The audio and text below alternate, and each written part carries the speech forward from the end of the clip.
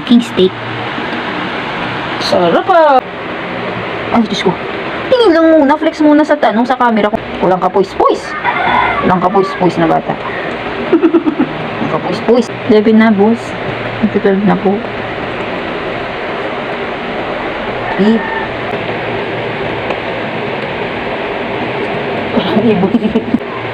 Ate mo ah. Bilas na yung carrot mo, ayaw mo to. Oh, nagkipaglaban oh.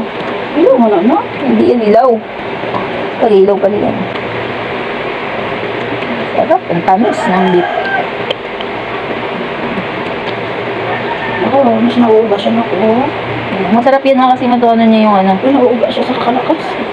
Pangulog na ka. Nagkipaglaban siya. Kasi yung litid yan. Para titikman niya yung tamis ng beef.